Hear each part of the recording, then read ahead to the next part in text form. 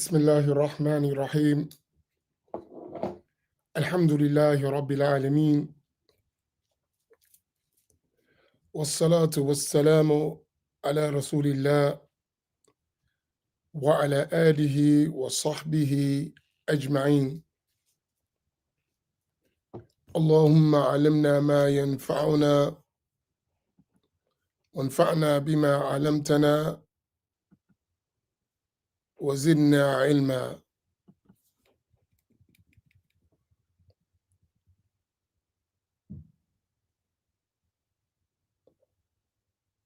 اللهم لا سهل إلا ما جعلته سهلا وأنت تجعل الحزن إذا شئت سهلا. سبحانك لا علم لنا إلا ما علمتنا إنك أنت العليم الحكيم. أسأل الله تبارك وتعالى أن يجعل نياتنا خالصة لوجهه الكريم. I start with the name of Allah Tabaraka wa Ta'ala. I ask Allah to raise the rank and the status of Sayyidina Muhammad sallallahu alayhi wa sallam, his family, his companions, and all those who follow them in excellence until the day of judgment. And I ask Allah Tabaraka wa Ta'ala to grant us the sincere and noble intentions. Insha'Allah Tabaraka wa Ta'ala, I pray that all of you are doing well and that you woke up this morning in a state of gentleness and well-being, and that Allah Tabaraka wa Ta'ala facilitated for you the ability to do acts of obedience this morning. Because all of our moments, we should try our best to find means and different routes to do acts of obedience. As Allah Tabaraka wa Ta'ala told us in the Quran, وَمَا خَلَقْتُ الْجِنَّ وَالْإِنسَ إِلَّا لِيَعْبُدُونَ, that we only created the jinn and the humans to order them with worship. So our life is a life that Allah ordered that we dedicated to His obedience. And as the pious said, that this world, ad-dunya, is a brief moment. So make it a moment of obedience. This morning's discussion is a very, very important discussion. It's a discussion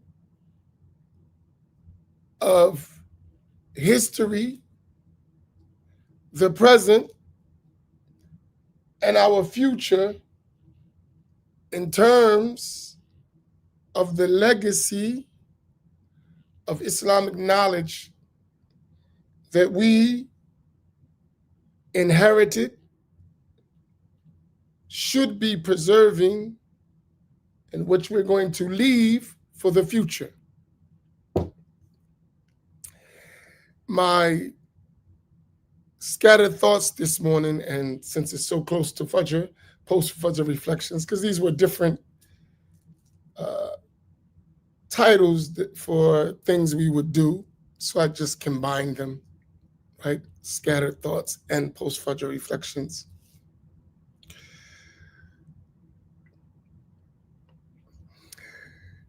My thoughts today are based on several conversations I've had and even a podcast that I listened to. Actually, more than one.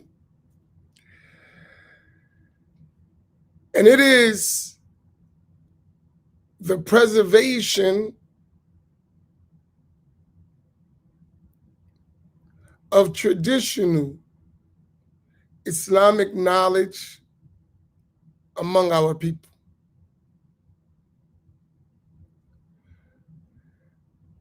So we're going to talk about, and I think this is going to be a roundtable topic too, so we can expand it. In fact, let me remind myself to put it. Give me 1 second.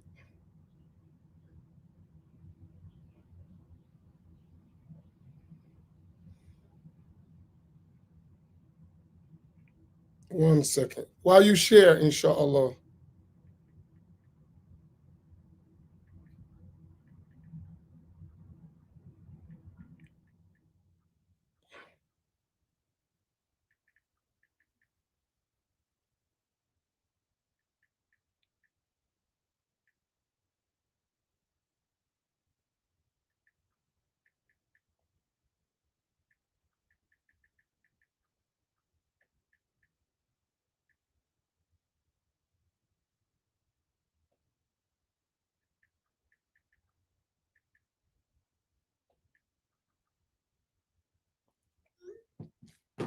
MashaAllah. So, if we're going to talk about this subject, we need to define certain things because when you define things, it helps you understand what you're talking about. So, the preservation of traditional Islamic knowledge in our communities. That's the round topic. That's the topic for the round table tonight. And it's based on these scattered thoughts. So, preservation, that is, that we document, we record, we embody, we practice, we live, and we convey to succeeding generations. That's preservation. So, whatever we receive from previous generations, we document it. We record it in various ways. We embody that information. We live it. It's a part of our life. That is a living legacy. And we're going to convey it in the present, and it should reach succeeding generations, our children, our grandchildren, great-grandchildren. Something that's going to go on. That's preservation in the terms of what I'm talking about.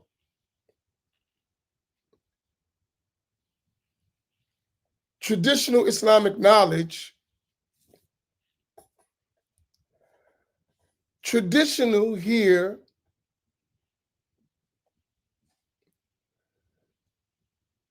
really refers to our Sunni tradition. Our Sunni tradition. Very important. Because when you say traditional, you have to be referring to something specific. So when we say traditional, it is something that was conveyed through our chains of transmission, through our asanid, unbroken chains of transmission, as our tradition. And that is our methodology and everything that relates to it as Ahl Sunnati wal Jama'ah, the people of the prophetic way, and the majority of the Muslim nation, they are known as Sunni, Ahl Sunnati wal Jama'ah. And of course, that is represented by the Asharis and the Maturidis in Aqidah, in the field of tenets of faith, by the Hanafis and the Malikis and the Shafi'is and the Hanbalis in the field of jurisprudence.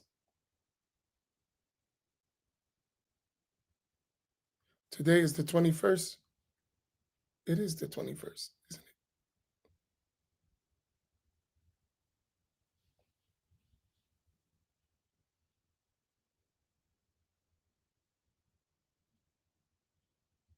it? Okay.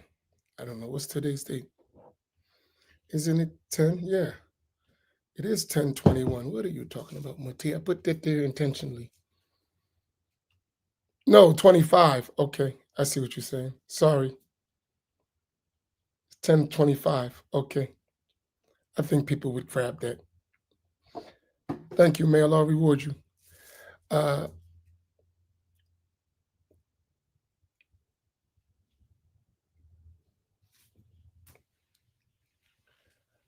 And so in fiqh, in the rules, those four schools, the Hanafi, Maliki, Shafi'i, Hanbali school, and the various ways and practices of at-tasawwuf, Sufism.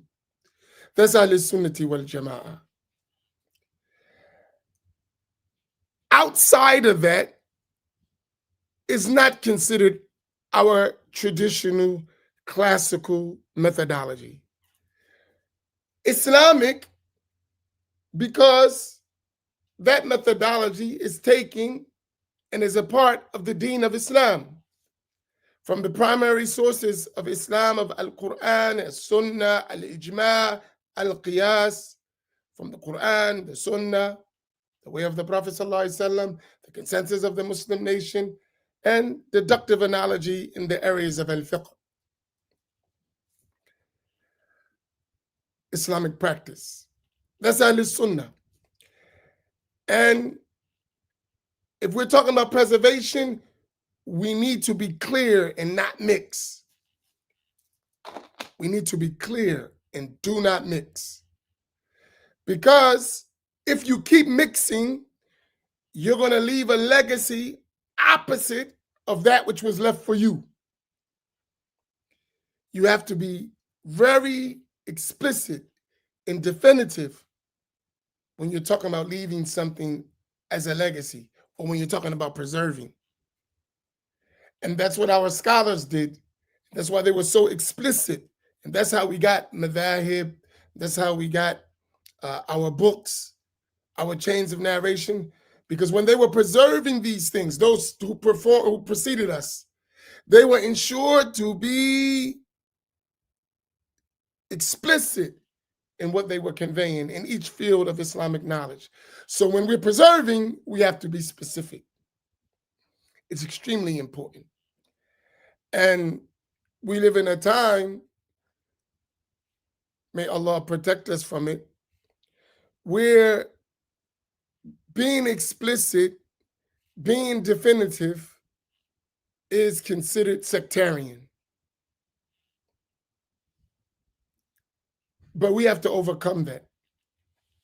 Despite what some may say, who wish not to preserve our tradition or to preserve it in a way that it's not, we have to overcome that. We have to be able to continue to do the work despite those who object. And this is a very, very difficult job because that means you have to go against the pressure of the time. And don't think we are alone in that. In fact, most of our scholars, when they were preserving the traditional Islamic knowledge, they had to go against great odds. They had to go against opposition. It's the part of Allah's way of dealing in the creation. So that tradition relates to Islam because there are other other practices that are not traditional, that are not of the Sunni tradition, but they have some aspects of Islam in it. So from that side, you would recognize that it is Islamic knowledge, but it's not traditional Islamic knowledge because it may mention the Quran, it may mention the Hadith, it may mention some scholars, some books, but it's mixed. So it's not that traditional Islamic knowledge. So it's important that we separate that, identify the difference.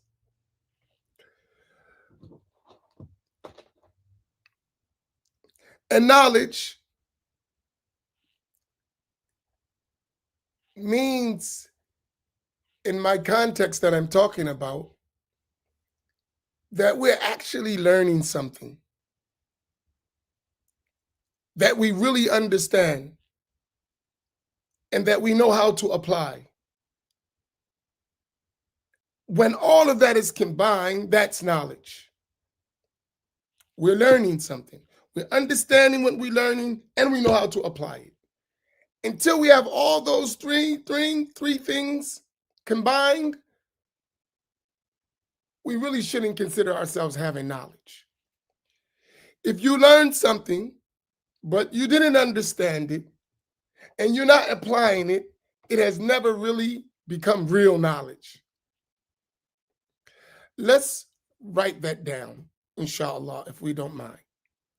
Knowledge in our context is learning, understanding, and implementing.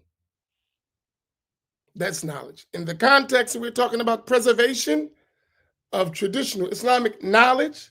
Knowledge is a combination of three things: learning,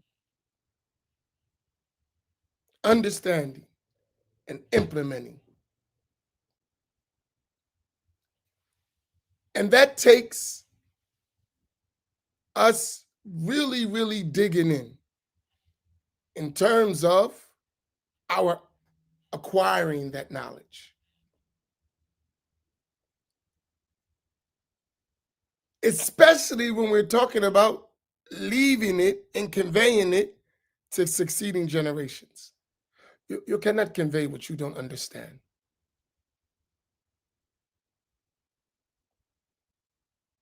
Thank you, Hakeem. If we can all copy and paste that, that would be great. That's very important.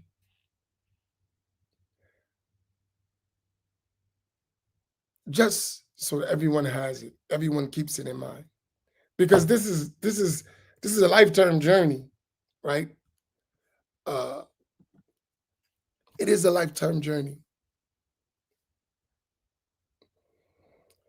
and when you look at us, our communities historically, this has never been done yet. And when I listen to different people talking about it, I realize this has never been done, especially in the African American community. It's never been done. And when I say it's never been done, if it was attempted, it didn't reach us in an established manner. It didn't reach us. And you can know that by talking to our elders. If you talk to those who are still alive, let's say from 70 years old to 90 years old, if you talk to that group of our community, Muslims, and you had this same discussion, you're going to see that it was not preserved. If you had a discussion like this, let's talk about traditional Islamic knowledge. Traditional meaning the methodology of Ahl Sunnati wal Jama'ah, Al Asha'ira wal Maturidiyya in Aqidah, Al Hanafiyya wal Malikiyya wal Shafi'iyya wal Hanabila in fiqh, and Ahl Tasawwuf and its turuq and its paths. And knowledge, scholars, put it all together. Knowledge, scholars, books that are conveyed with chains of transmission that we can trace. That's never been done. And just talk to that. Good has been done. Many good things we can count. And we should never, ever, ever, ever forget the good, because that good is necessary along with what we're talking about. But that good alone, without what we're talking about, we can't preserve, right? We can't preserve the knowledge if we just do social things, family things, community things, economic things. We were good in all of these areas, but the preservation of traditional Islamic knowledge, we didn't get that part. And the excuse for not getting it is really legitimate. What is the excuse in reality? Even if we don't mention it. The excuse why we didn't do it, we've never had access.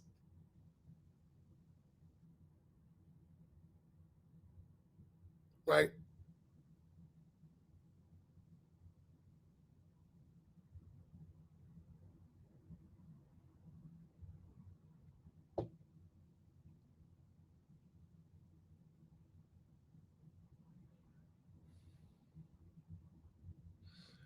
Please do me a favor.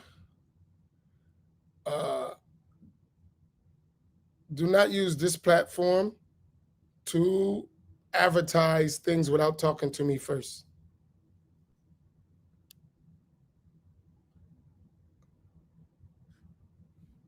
And do not sign up for things when somebody put it in there. I don't know what people are doing. And I don't want to block no one. So please don't do that. I appreciate it. May Allah reward you.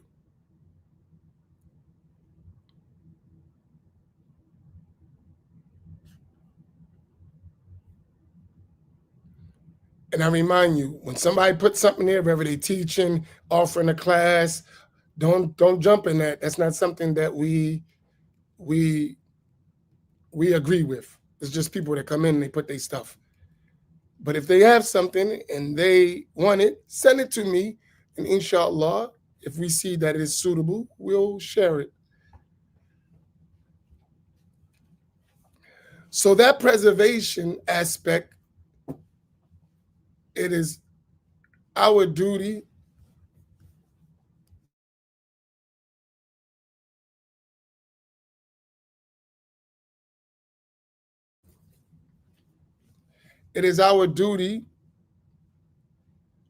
to do our part. We didn't get it in an organized, structured manner, but now we have the responsibility of establishing it for us now and for succeeding generations. That's why in our community it's not so popular. We can't have these conversations, right?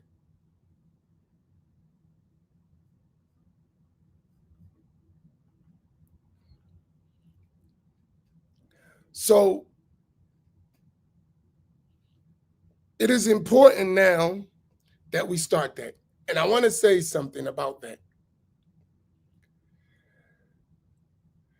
Because what you're doing is something strange, not strange in the global and historical context of traditional Islamic knowledge in your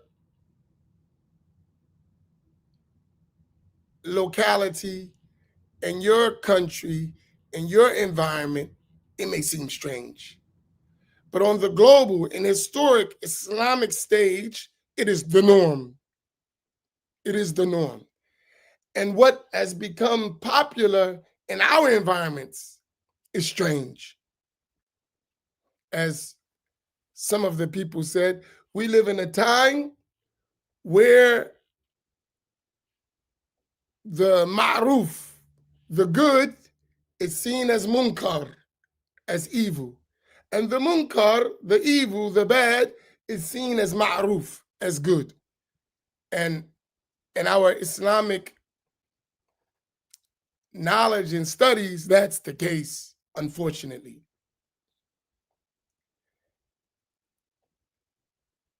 And we are carrying something that is rare. So rare that we don't even realize sometimes what we're carrying. Because the Prophet sallallahu alaihi wasallam mentioned that this would be the environment.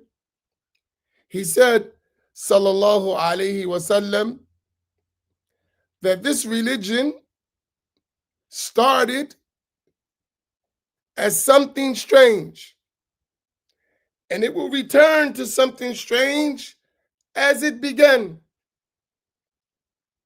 That's the reality.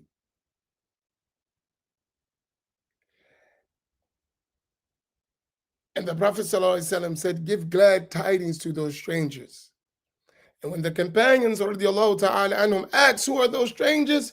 He said, they are those who fix, who correct what the people have corrupted of my way.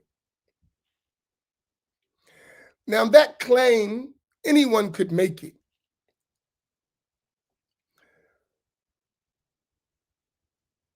But the reality to know that that is true is when you look at it on a historical and global context and see what the general body of Muslims have been on, past and present.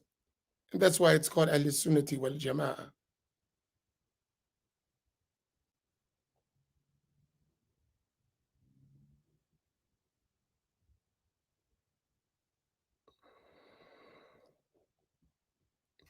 Now, in this regard, there's a work. And we have to find ways to get this traditional Islamic knowledge to our communities.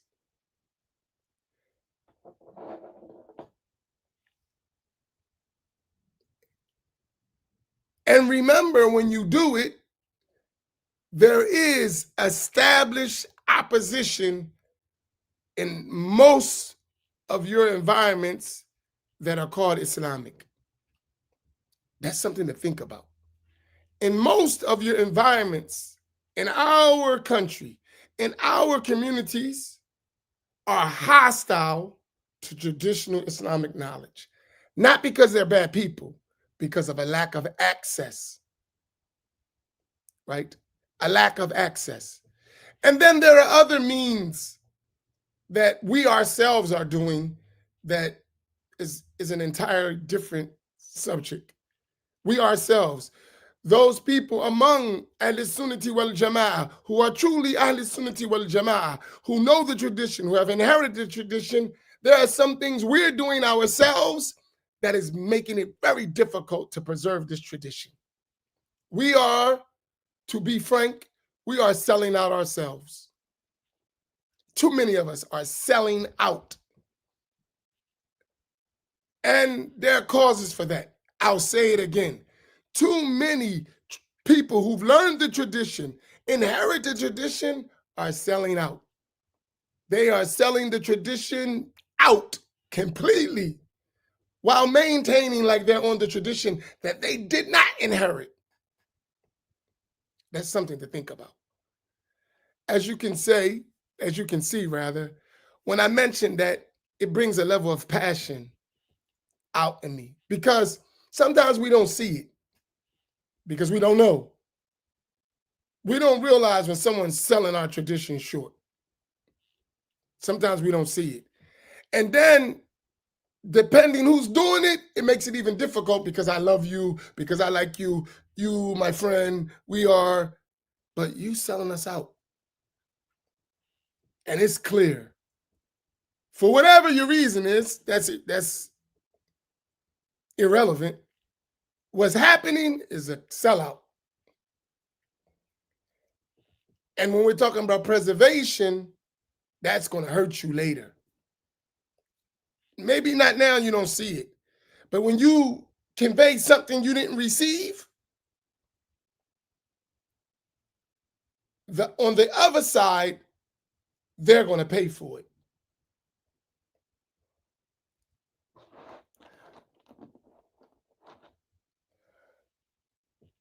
So that aspect is an aspect that we got to think about.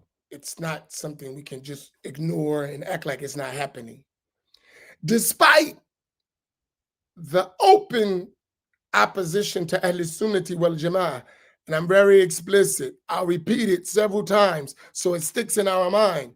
When I say Ahl Sunnati wal Jama'ah, anytime on this platform, when you hear us say Ahl Sunnati wal Jama'ah, we mean Al-Asha'ira, Al-Maturidiyya in Aqidah. We mean Al-Hanafiyya, Al-Malikiyya, Al-Shafi'iyya, and Al-Hanabila in Al-Fiqh, and we mean the people of Tasawwuf. We mean that explicitly and don't add anything else to it as a foundational standard. If we're talking about details, we're talking about them as details and as exceptions to the general foundational standard. So don't never make that the general foundational standard. Make it an exception. If you understand what I'm saying. Is this point clear? Like, I really want us to get this so that we know what we're trying to preserve. If you keep adding stuff that doesn't fit in that traditional Islamic knowledge, what you're actually going to do is confuse people.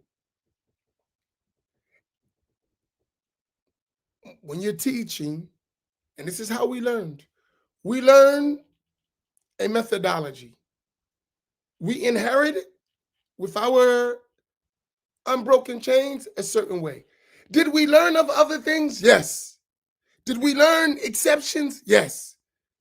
But they were not the foundational standard, so we don't make them that. They are the exceptions. When you get a book of rules, there's the book of rules. There's always some exceptions. Do they put the exceptions in the general book, or you learn the exceptions case by case? I'm asking you, if you have a book, there's a book of rules. In the book of rules, it tells you what you should do. But always there are exceptions. Are those exceptions mentioned in the general book? Yes or no? Question. I think I will have some kawa. You're with me. This is live, so you can answer.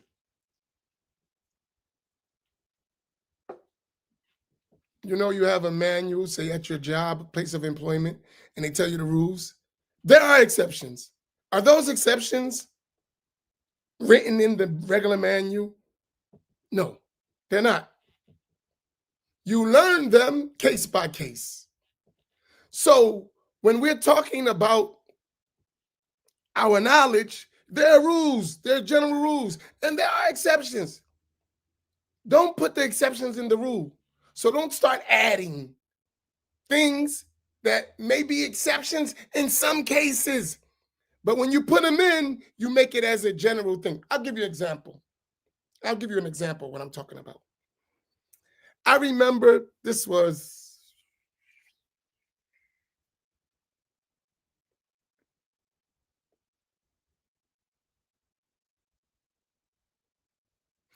I don't know, in the 90s somewhere, late 90s.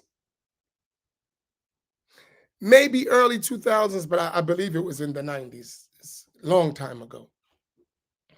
They had some scholars overseas They wrote trying to get unity. They wrote about who are considered Muslims. And they were really mentioning different approaches to al-fiqh, to Islamic jurisprudence. So they mentioned all these groups, right? Different groups. And immediately some people who didn't know, they thought that this means that we don't only follow the 4 schools, we're allowed to follow 8 schools because of these names that were mentioned, like Ja'fariya, Zaydiya, and others, right?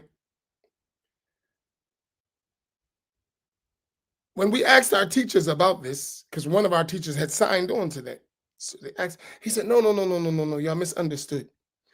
We were saying that we don't make accusations, careless accusations of disbelief against those people just by their fiqh. Not that it's permissible to follow their fiqh. We said that in general, they could be counted as Muslims in general. But we didn't mean for that their methodology is Ahl Sunnati wal Jama'ah. That's not what was intended. But the way it was mixed, someone could be confused, right? And then when someone has that intention anyway, it's easy to confuse them. So for instance, and I'll say it straight, today you have this group called the Real Hanbalis. Any of y'all heard this new movement? The Real True Hanbalis in Aqidah. You've heard this, right? I'm giving you this to make it practical. So, the true Hanbalis. How many of you have heard this in Aqidah? What about the Hanbali? This new thing that's really popping up over the last, I would like to say, in our communities, in the last 5 to 6, 7 years. We've never heard this stuff. Right? No. No, I'm not talking about Wahhabis. No, I'm not talking about Wahhabis. There are some people, and it was growing legs, then it died out, and it may be growing legs. Now it's growing legs in the suburban communities, not in the Black community. In the Black community, it has not grown any legs at all, right? But in the suburban communities, it is growing and growing and growing and growing, right? But in the Black community, no, right? Now, so what you have is traditionally, when you say Ahl Sunnati wal Jama'ah, you had Ash'ari Maturidi. That's it. Stop. Full stop. Right? Full stop. No difference. And I'm not saying that from Imam Amin's side. So, because the people say, who do you think he is? I don't think I'm nobody. I just learned our tradition, and that wasn't in our tradition. And if you find some people who said that, they're an exception. And it's no problem being an exception, but they're not the rule, right? Our great classical scholars from the time of Imam al-Ash'ari in the 4th century to our day have said Ahl Sunnati wal Jama'ah are the Ash'aris, and Imam Abu Mansur al-Maturidi was in the same time, and Ash'ari and Maturidi. There's always been exceptions to that general foundational standard, but it was never mentioned except as an exception. The general rule, when you read our classical books, when you study with our scholars, they were the Ash'a'ira and Maturidiyya. That's it, right? Were there always people who had valid beliefs? that didn't necessarily in every case agree with the Ash'aris and Maturidis? Yes, they always exist. Did they single them out as and bring them? No, they mentioned in these cases they are correct.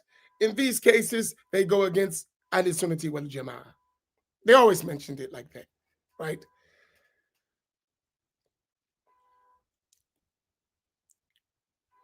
But today, you'll find people who they didn't learn this tradition like that. And I know them because I was with them.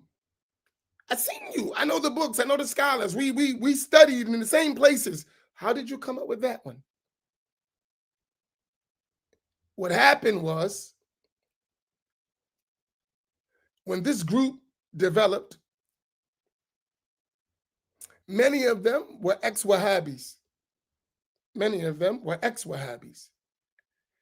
And the Wahhabi has his own creed, but he affiliates in fiqh, the real Wahhabi, to the Hanbali school in fiqh, right? This is something, I'm just giving you a case study, for instance, right? So most of our people in our country who navigated to that Hanbali thing were former Wahhabis or people who trying to figure a way to live among Wahhabis. This is the two cases. As the norm, there's always exceptions.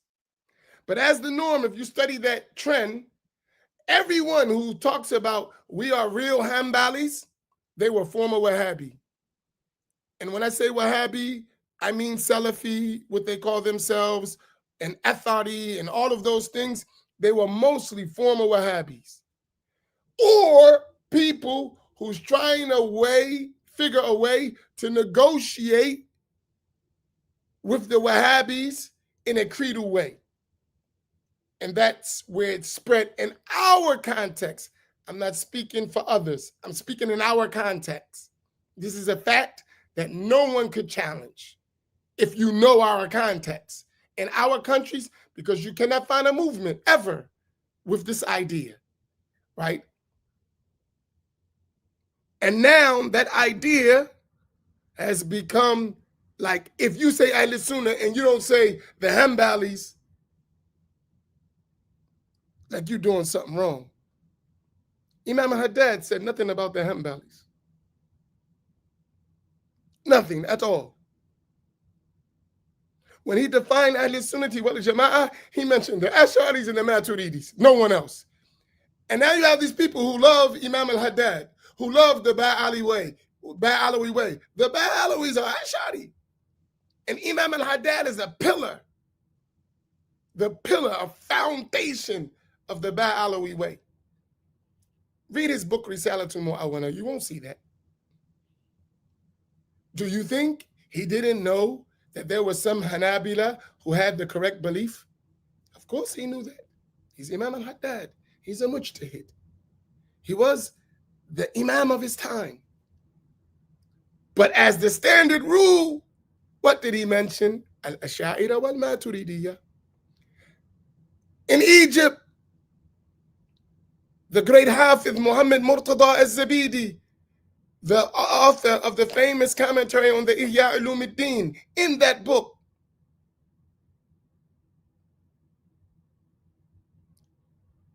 that he mentioned in explaining the Ihya, what did he say? He said, whenever you say Ahl Sunnati wal Jama'ah, what is intended by that as the Ash'aris and the Maturidis? You think he didn't know that there were Hanbalis and they were in his time, in Damascus, in Sham, who had the same creed that these people claim to follow? He didn't mention that as a standard, but he knew he's a great muhaddith, great musnid. He knew. Do y'all follow my point? He knew. It wasn't like he didn't know. And if you think of many of the scholars that wrote, they knew this, but it never became the standard. Because when it becomes the standard, you're opening the door for deviance and misguidance and incorrect understandings to come under that umbrella in the whole of Ahl Sunnati wal Jama'ah.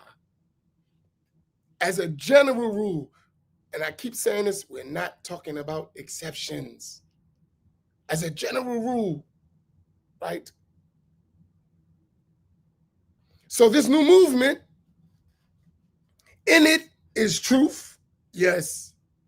And in it is a lot of falsehood. And it's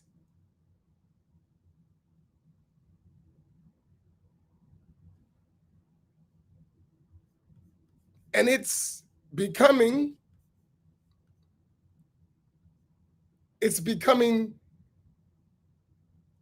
popular where it was never even mentioned. And in and of itself is not a bad thing as an exception. But when it becomes the rule, then that's problematic. As an exception, like any other exceptions, we accept, we benefit. But when it becomes the rule that no longer in our tradition do you say al-asha'ira wal-maturidiyya, except you have to qualify it with something else. That's new. That's never been in our tradition, right?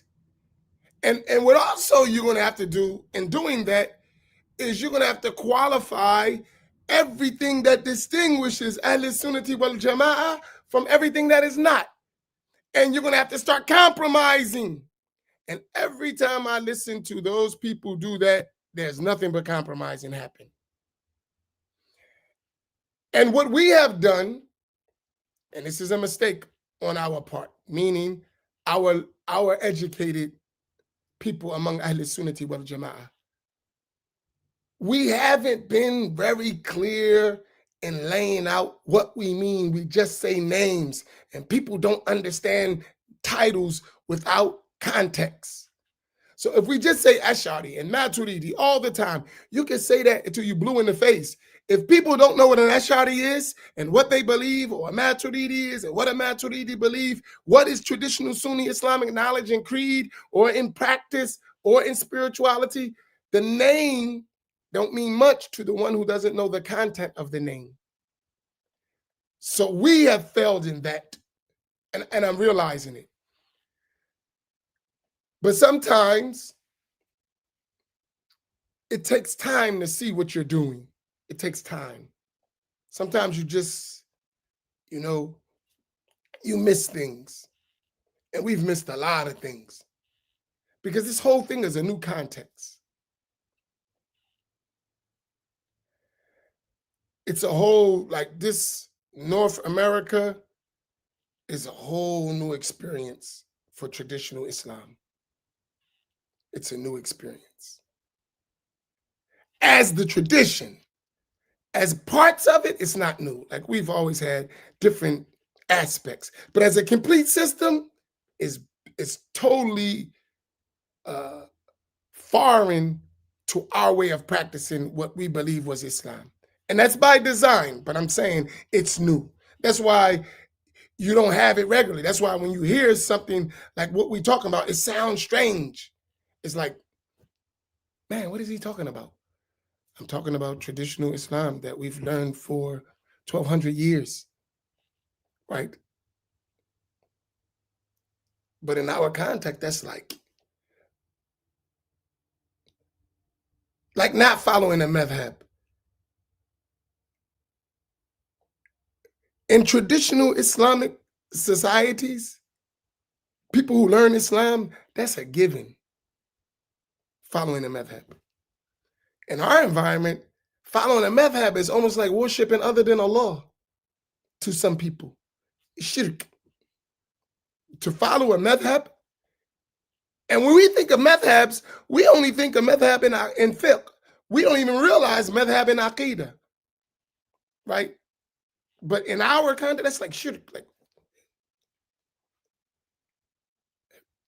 in spirituality, to have a spiritual guide which is normal, which is part and parcel of spirituality, is like shirk. You worshiping other than Allah, you worshiping the sheikhs. What are you talking about? Nobody worships sheikhs. It's part of our religion. It's part of our traditional Sunni practice. You have spiritual guides and spiritual disciples who travel the path through the guidance. This is normal.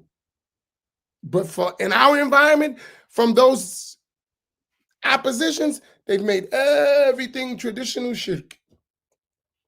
Every single thing, every aspect of the religion, they made as a means to worshiping other than Allah in their crazy minds.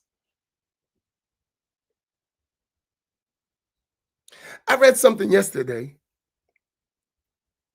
It was like last night I was reading something from one of the Saudi sheikhs.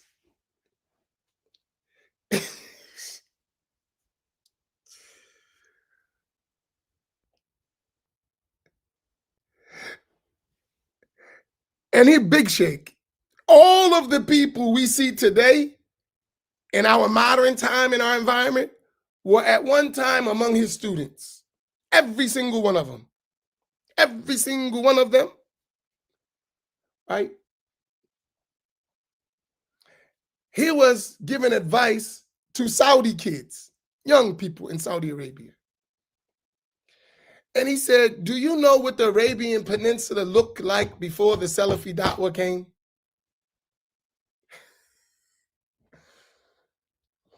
It was ignorance, misguidance, extreme crazy practices, and idol worship.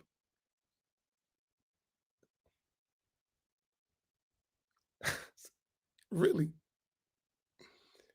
Ignorance, misguidance, extreme practices, and idol worship. You know how many hundreds of thousands of scholars, let alone common people, existed before Muhammad ibn Abdul Wahhab and his movement? You're talking about 1,200 years of scholars, knowers of Allah, masters of every Islamic science in Mecca, in Medina, generation after generation, and all of it was left to you came, everybody was ignorant and misguided and had extreme Sufi practices and were worshiping other than Allah, and you expect us to believe that stuff? And all of them were more knowledgeable than the best of your scholars. One of them was, put all your scholars together, one of them was more knowledgeable than them, but all of them were worship. No, so no one knew the religion except till you came, in reality. And that mentality is what was feeding the people that come here talking about they're on a da'wah.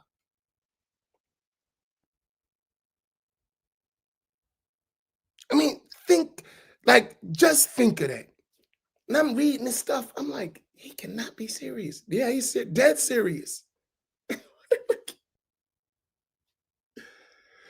Well, if you don't know the type of level of scholarship and piety and righteousness and conveying and preserving of this Sunni Islamic tradition, if you don't realize who he's talking about, then that can fly.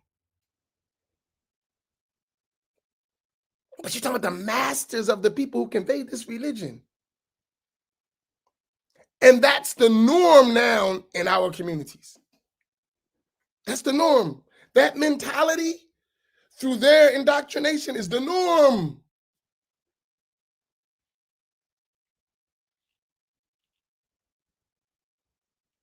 It's insane when you think about it. It doesn't even make sense. But that's being passed off as being on the truth. And worse, it's being passed off as the way of the Salaf.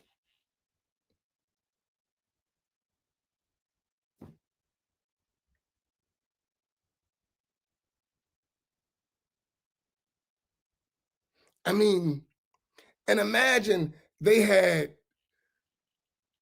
from the 80s, No, no, really. From the 70s to start indoctrinating our people with that stuff. From the 70s.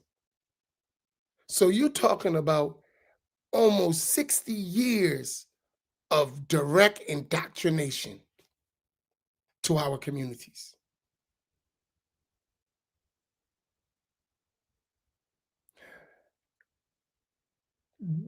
That's deep when you think about it. And let's not take it getting angry and you know, like, no, we're all victims.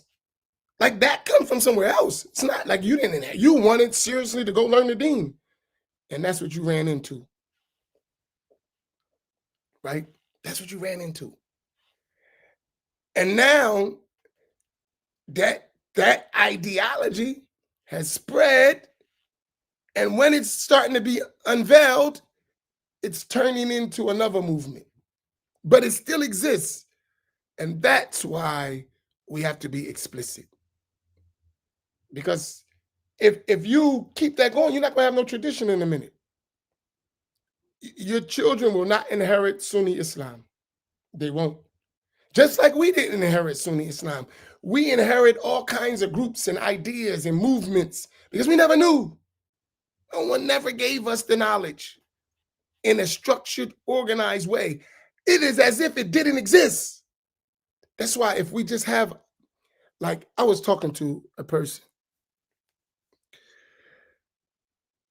and they were talking about scholarship and madhabs. And I asked them, you're talking about a madhab. So if you're talking about a madhab, a school of thought, then the school of thought has scholars, has books that are established and well known. The madhab that you're talking about, could you please tell me the main books that you learn in that madhab and the scholars who wrote those books? Could you tell me?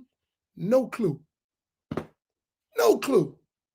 And this was an educated person, educated in that methodology. No clue. No clue. Could not name one book that's studied in the madhab as learning legal rulings. Not one book. How are you talking about the madhab? You can't even name one book, let alone a scholar that is relied upon in learning fiqh of any of the school. You can't name one book, and you're talking about the school? That don't make sense. You can't name one book, not one. Let alone what's in the books. You can't even name the book. So we know you don't know what's in it. But that's passing off as knowledge for us.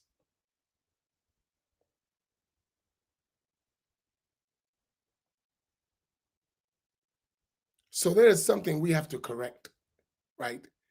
And inshallah, I'm going to bring this to a close.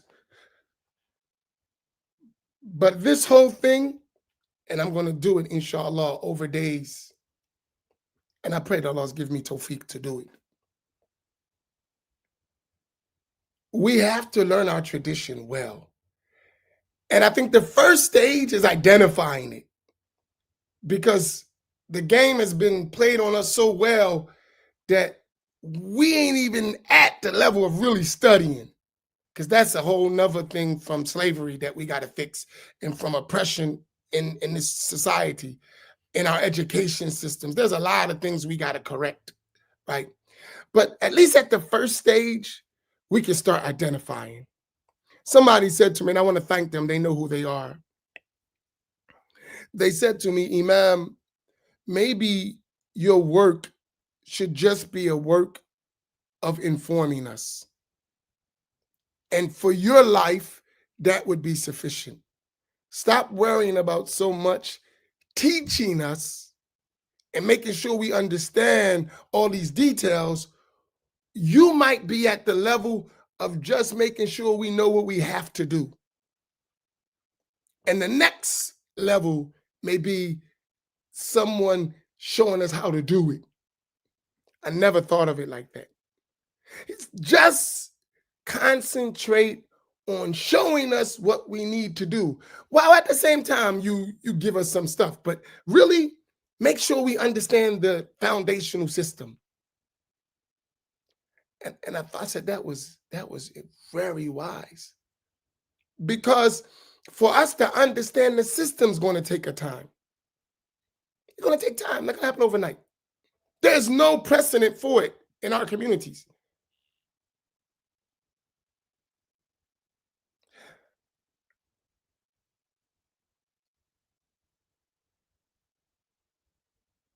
And that's a work. And because you want knowledge and you want to study, we ain't there. We trying to learn what we have to do. It's like if I tell you there's a wholesale store that has everything you need in it, right? But I never tell you where it's at. What good is that?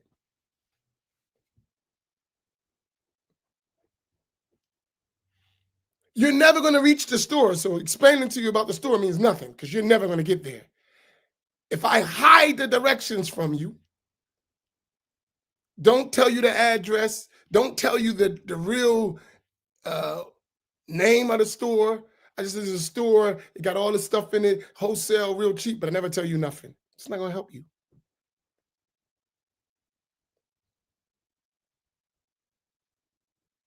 But if I told you the name of the store, I told you the address, even if you never make it, you know where to go. Even if you never make it, you know where to go. And you could pass that to someone who's trying to save money that one day they get there, even if you never go. Because I gave you what it is, how to get there. And maybe once you get there, someone will tell you how to shop. But at least you know how to get there. We're at the point we need directions and names so that we know where to go. Getting there and actually benefiting from all the things there might be another stage. Some of us will get it, and we should start the process. But the real focus is identifying. That's why I keep saying Ash'ari, Maturidi, especially in Aqidah. And then fiqh, Hanafi, Maliki, Shafi, Hanbali, and Tasawwuf. The next stage of that is to show you our scholars, our books, in all of those madhahib and turuk. Start opening the gate to you so that you can at least know where to go. Because at the same time, while we're telling you that, someone is watering it down, watering it down, watering it down. Because we live in the time of business too. So everyone is selling their goods. Everyone, no exception. Everyone is selling their goods. Right? And now you got to distinguish the sincere tradesman and the one who is deceiving you. That's our job now, because everyone's selling goods. The marketplace is wide open. You got good tradesmen, you got crooks. Your job is to distinguish.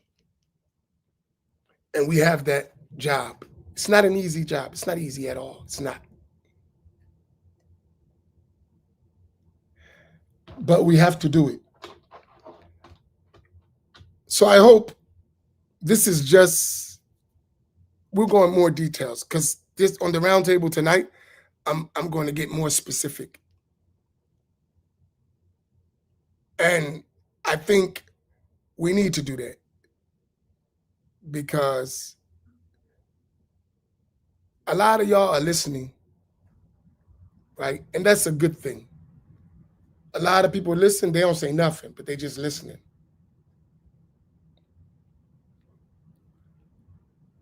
But we have to be explicit so that you know what to do. And listen, our deen is preserved very well. This tradition is preserved very well. It's just a matter of us learning it and identifying it. And that's a work. And I appreciate that person telling me that. Uh, it is a great benefit. And inshallah, we can, from our side, do the best we can. Right. And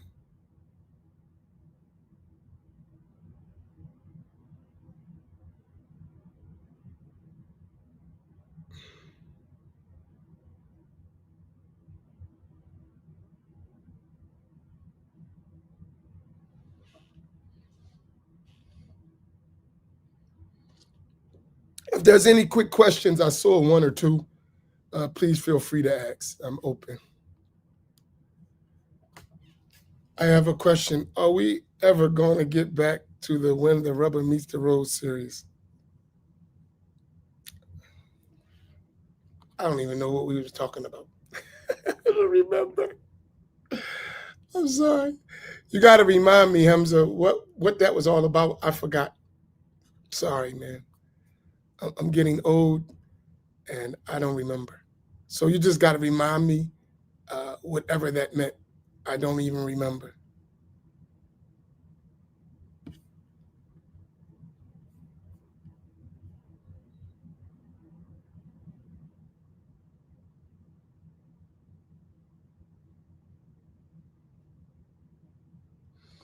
Why do people leave the minhaj but still affiliate themselves with a minhaj that makes the Wahhabi think, yeah, they still one of us.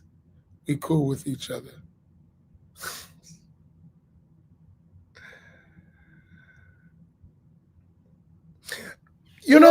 That's a good question. You know what I believe? Is this only my belief because I can't speak for people, but I've noticed it.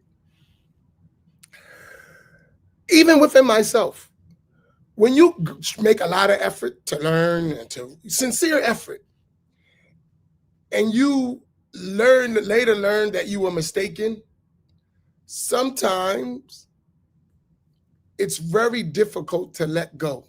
You have to let go in stages, right? And I believe why people go from, like you said, from one way to this middle way, it's a way of the stages of, because there's a lot of emotional attachment to the previous group. It happens. So no one wants to think like I was just totally wrong. It's not easy. Rare are the people who do that. They just boom, make a complete, like Imam al-Ashari, like a complete change. That's not easy. It's going to be stages, and we should consider that. So for my ex-Wahhabi buddies who now are Sunni, and I know a lot of that happens. I've never been a Wahhabi, so I don't have that sympathy, but I should have empathy. And sometimes when I speak, I don't feel the way I sound, if you get my point. I'm not your enemy, bro. I'm not. I just don't want you to make the mistakes we've been making for me either. We've been making for generations in our community. So we got to have a hard stop with that, right? We can't hold on to the baggage. We got to let go. But sometimes when I express that,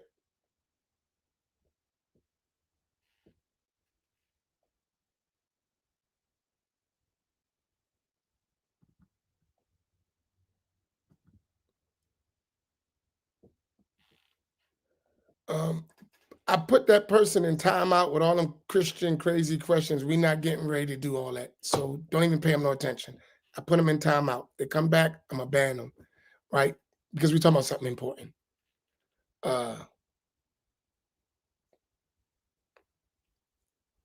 Yeah. So that takes time, right? So that's what I believe. And that's what I've noticed. And I constantly remind myself, because I have people, they always talk to me, man, why are you so hard on this, the Wahhabi, Salafi? Why you calling us Wahhabis? Because you are Wahhabi, right? You just don't like the name. Okay, forget the name. Those ideas you got, they refer to the Wahhabis, right? But sometimes that's hard to accept, right? And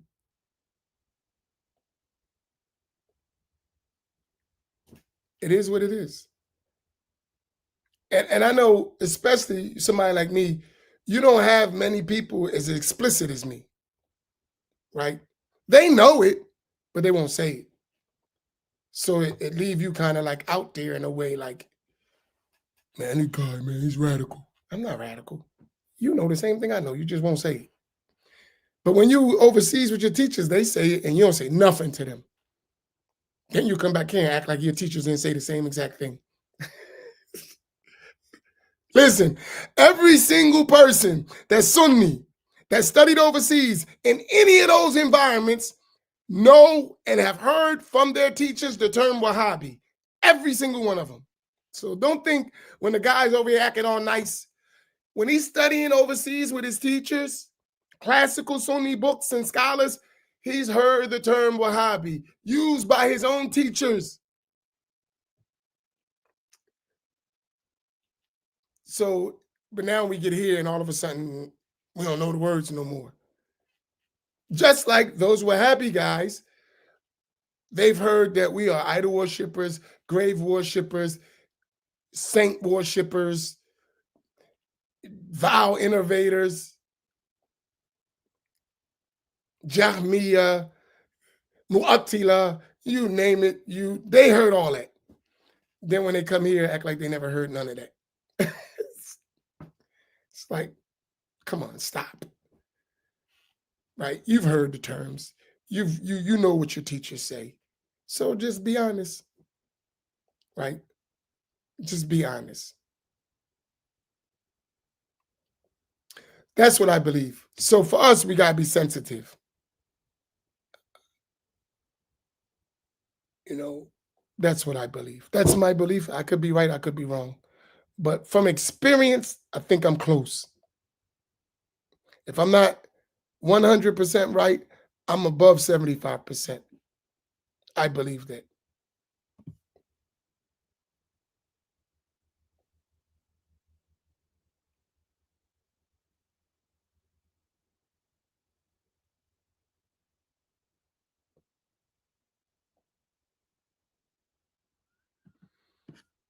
Okay.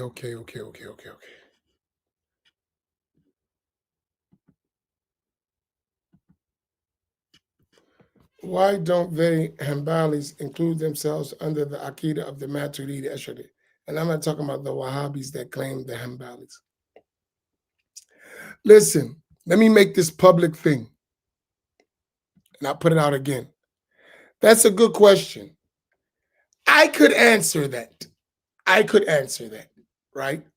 But I'm not Hanbali, right?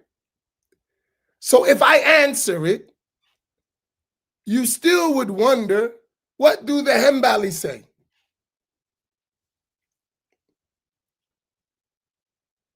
This was asked to me yesterday. And please,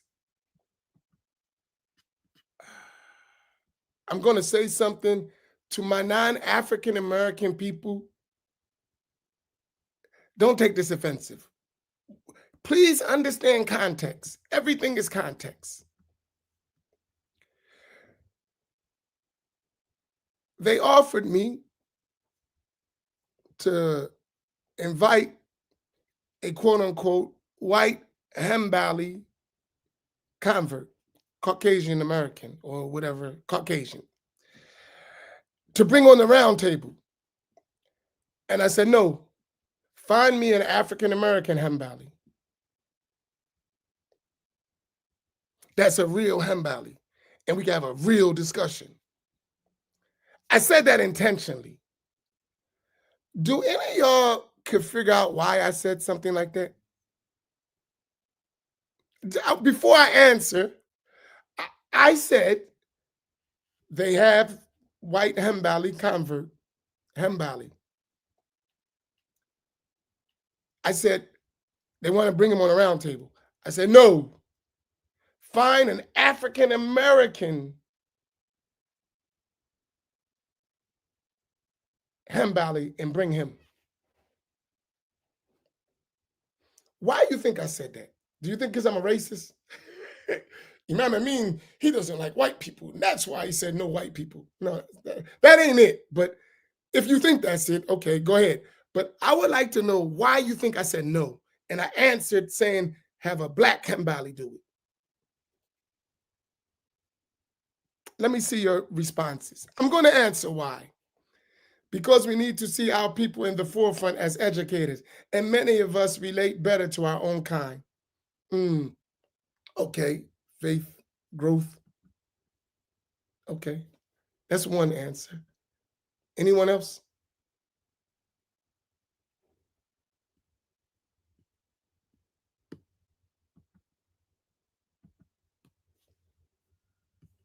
To break the mindset that black people have that white is right.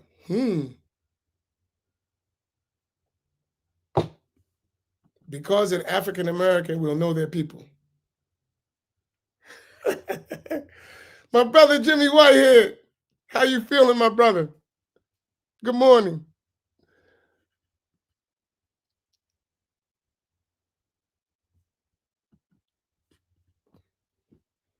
He can relate to our experience. Okay. Okay. Because it's the Black Imams Roundtable.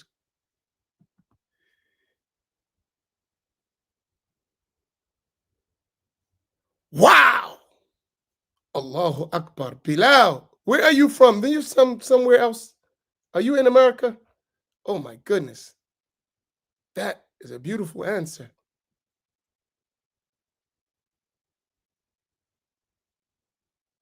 Wow. That's deep. Bingo. Good. Real good.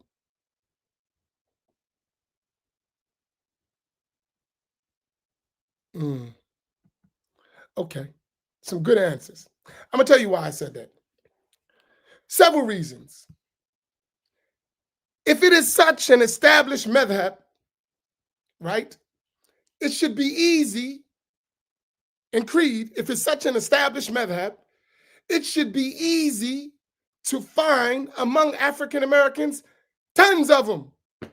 At least 10, 20. If it is so an established madhab, then we should get 10, 20 people that actually studied it, African Americans, and can represent it. That's number one. So why do we need, not to exclude them, but if we're having a Black Imams Roundtable and we're talking about a context of people, right? And we're trying to empower a group of people, and we're bringing something that is relatively new to our people, why wouldn't we want one of our own to express that? Right? Why wouldn't we? And when we have a discussion about it, the person we're talking to understands the context.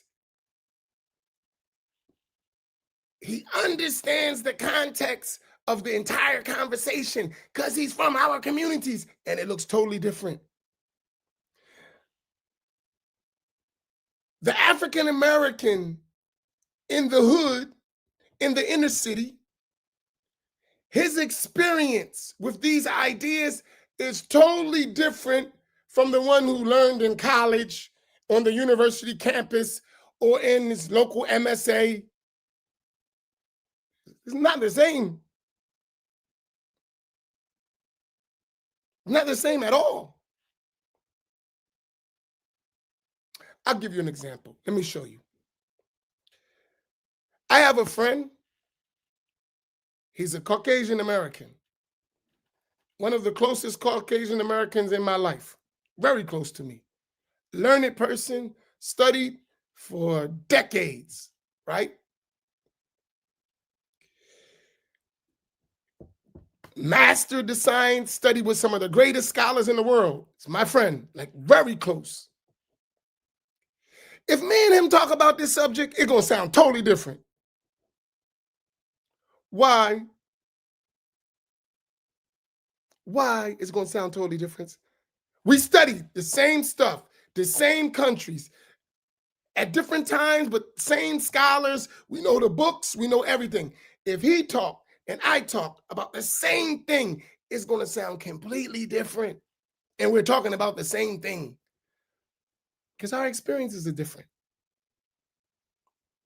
We don't share the same experiences.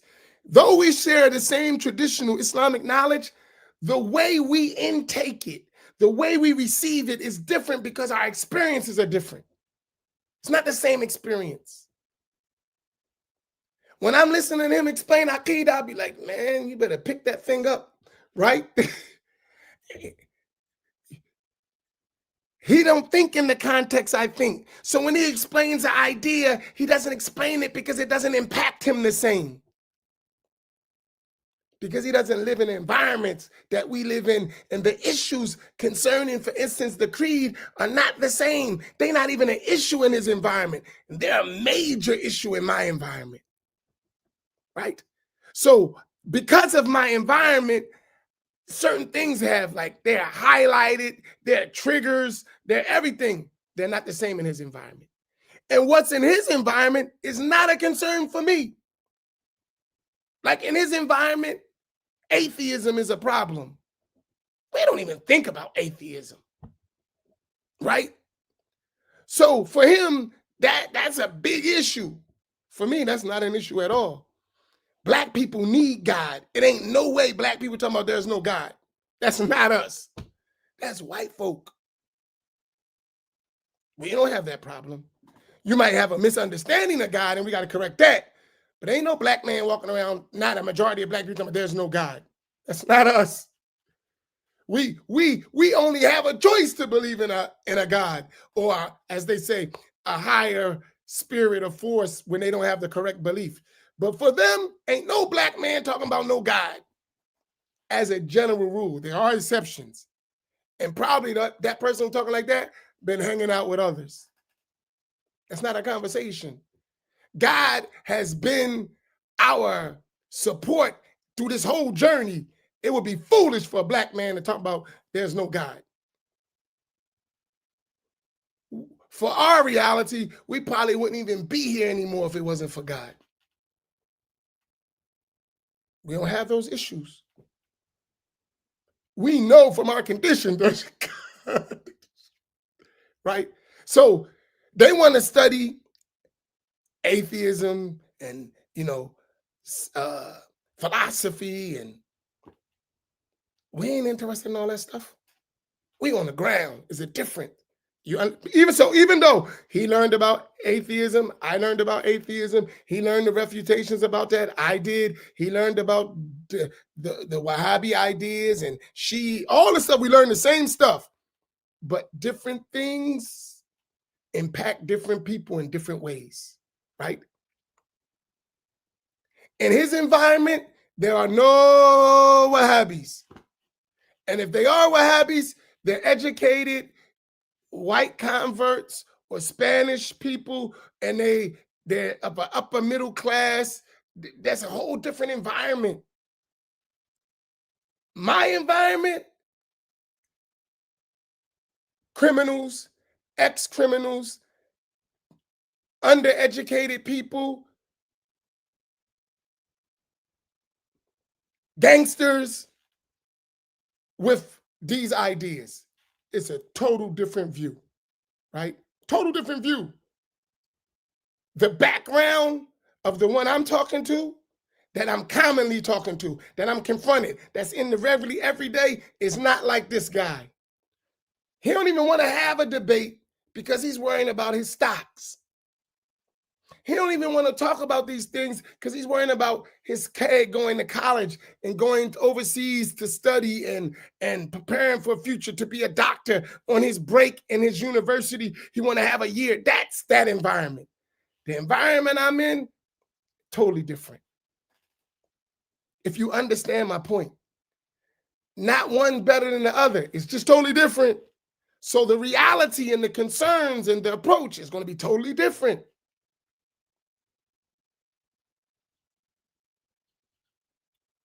If you understand what I'm talking about. Is this point clear? Let me do a politics real quick.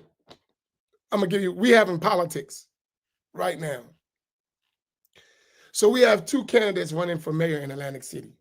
I'm not endorsing nobody. I'm just gonna make the point, right? I mean, this ain't an endorsement. I'm gonna make the point. Jimmy White here, you ready for this?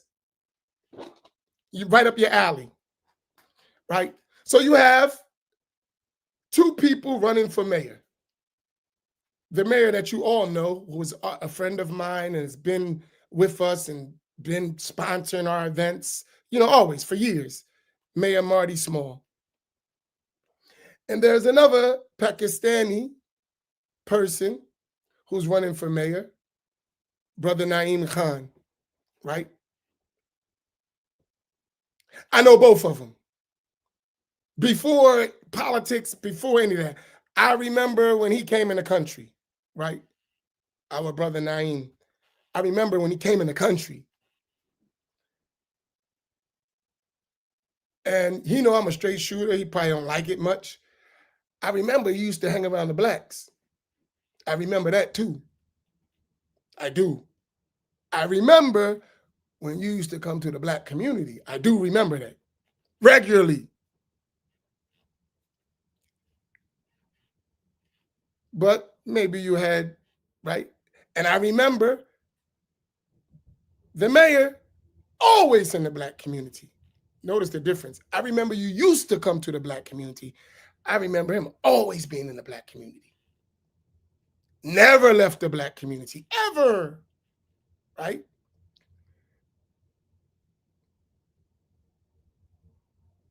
Now, I watched you from your beginning. I watched him from his beginning. And you don't mix with the black community. So when you're talking about politics in a city that's predominantly African American, really your platform's you better come up with some stuff, because your talking points are only you're not talking to the majority of the people. Your talking points, they don't make sense to the majority of the people. They won't. And when you have a debate, it's going to show, because you're talking from a different reality. You're talking for a class of people, and that class of people ain't the majority of people. The only way you could possibly win is if black people don't vote. That's your strength. Or you actually show black people how you help them. That's the reality. You don't stand a chance without that. You don't stand a chance. It'll never happen, right? And that's important for you to understand, because my Muslim brother, I'm giving you advice. It's impossible.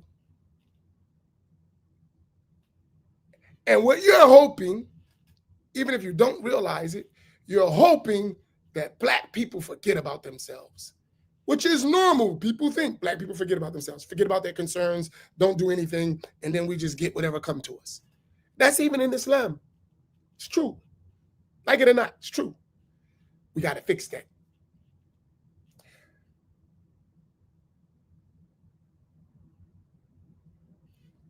And the reason why I say that, because he's talking to me as my Muslim brother. So I got to give you sincere advice, right? And as sincere advice, you should be concerned about the people you're talking about serving first before you talk about serving them. You should have a concern for them. You should mix with them. You should be with them. And unfortunately, you don't even do that in Islam. So how are you going to do it in politics?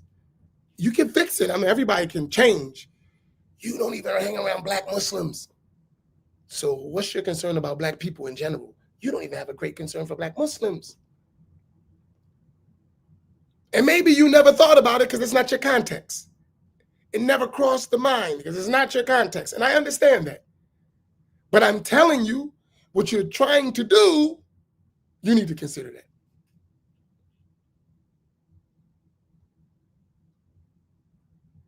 You need to consider that. And as Muslims, we need to consider that. There are different contexts. And I know, and that's why we push this Black Imam. I'm going way over what I intended, but that's why we push the Black Imams Roundtable. That's why we push, because Black people, especially Black Muslims, have forgot themselves, unfortunately. And that facilitates for others to forget you too. So in every discussion, it's a need for a Black voice to articulate the concerns of that segment of people, especially if they're talking to those people. So no white guy is going to come to me and tell me about what's going on inside the inner cities. He can't. You can't. You can't. You can't tell me about what I know that runs through my veins. You can't. What you could do is support what we do by changing the condition of your own people. That's real. You could do that. But come lecture me about what? About what? As if we don't have it. Let me go back to the Hembali thing. So if we need this representative of the Hembali true creed, there's no Black guy that could do that. That's problematic in the beginning. It's older than from the time of the Salaf, according to you. It is the original Aqidah of the Prophet ﷺ, and no Black person got it? Only one or two or three? Ain't that strange?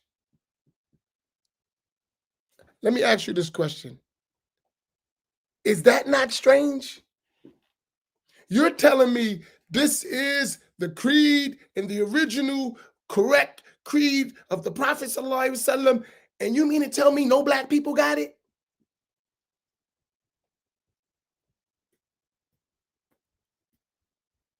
But the white people got it, and we were Islam before you.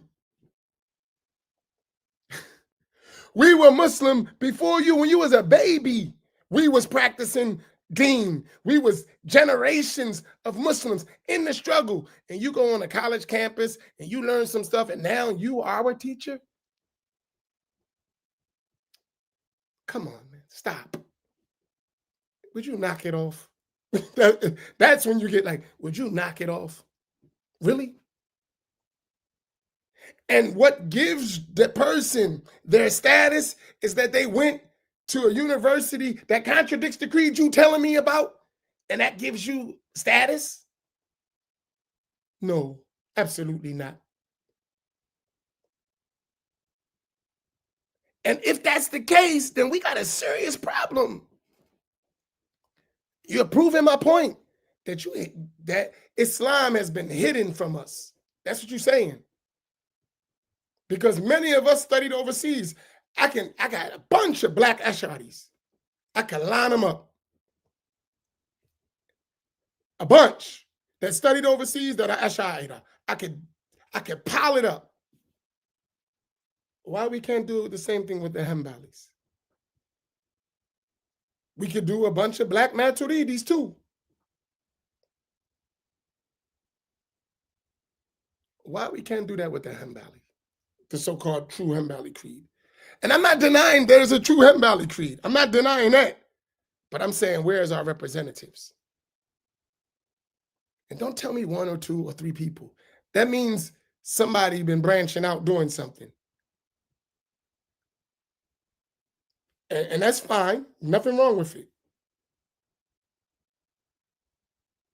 But should that become our standard?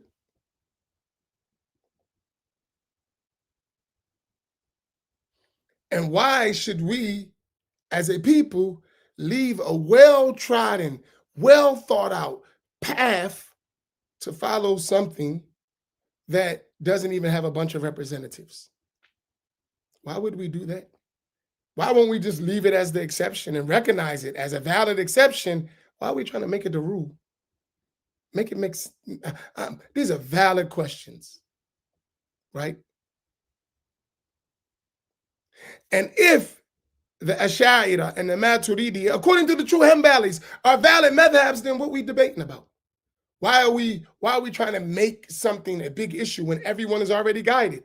We all have the correct creed, right? We're Ash'ariyah, we're Maturidiyah. And you agree that the Ash'aris and the Maturidis are fine. And if everyone is already knowing that and it's the most accessible, why are we trying to push something else? What are we doing here? It don't make sense.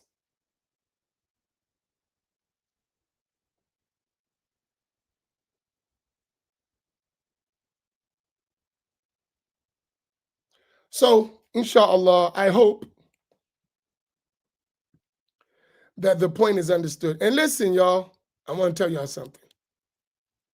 This ain't popular speech. And there is uh, there is a price to this stuff. You lose your popularity quick because you're not following like cattle.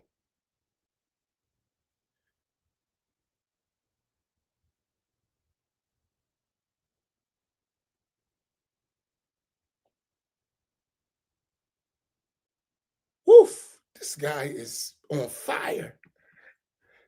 Probably because Wahhabi related Hanbalism was introduced in the West by a hand of white Arab chauvinism, and that seats better with white Muslim academia. You're funny. SubhanAllah. I wish we didn't even have to have these kind of conversations. But they became realities, man, that we run from. They're realities that we run from. I swear I wish we never had to have a conversation like this. Islam is much more, as a deen, beautiful than the ugly picture we be watching. That's our human element. But we are watching that picture. We got to deal with it, like it or not. And for me, in closing, I live with it every day here in Atlantic City. Trust me. It is lonely being a Sunni in this city. It is hard.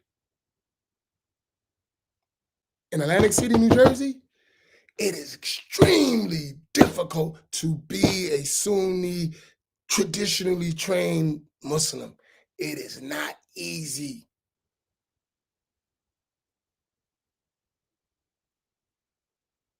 So for me, you got to remember, I'm on a battlefield every day. Every day.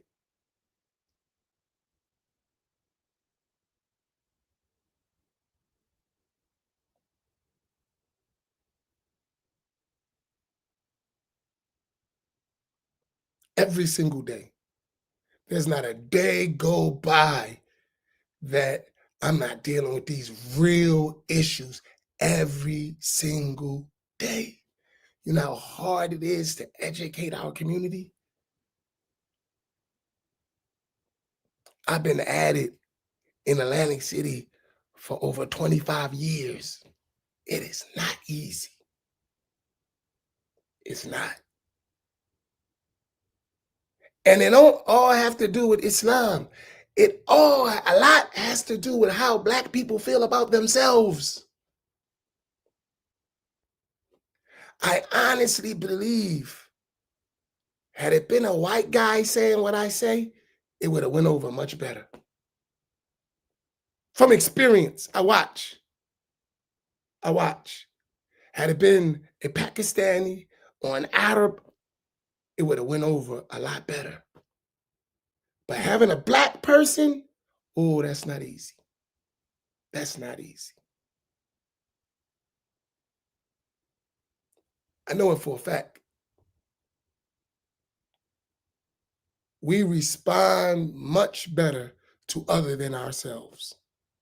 That's a disease that we've been fighting with, self-esteem and honor and dignity and pride, and that's a whole nother story.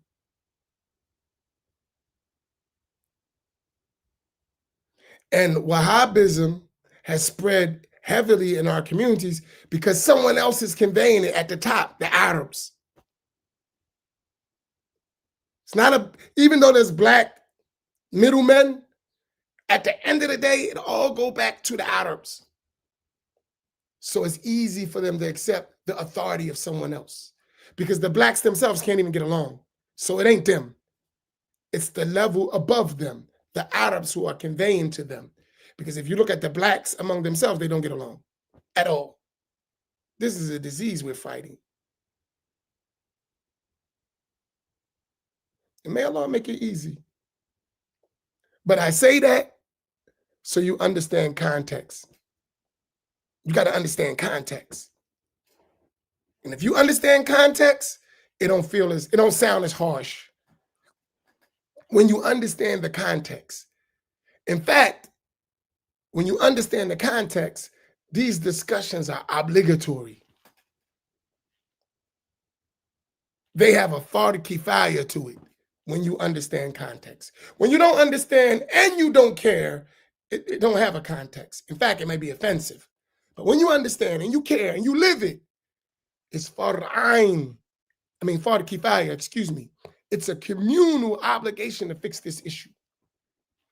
And if you're the one who only want to know what to do, then it's a fard ayn on you because you the only one can do it. Then you got to go do it. You have to do it. That's our rules in our religion. You know no one else is going to do it. Only you have the ability. For whatever reason, Allah put you in that position. You have to do it. You cannot say, let someone else do it. If they're not going to do it, you know it. You got to do it. You got to fulfill that communal obligation. You got to fulfill it as though it is a personal obligation.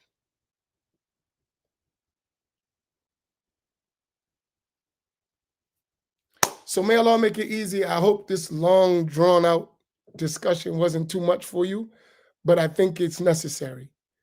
And we'll continue tonight at 7 o'clock on the Black Imams Roundtable. And then you have the other Imams, and we'll have some real talks. Barakallahu feekum wa jazakumullahu khaira wa sallallahu ala Sayyidina Muhammad wa ala alihi wa sahbihi ajma'in. Assalamu alaikum wa rahmatullah.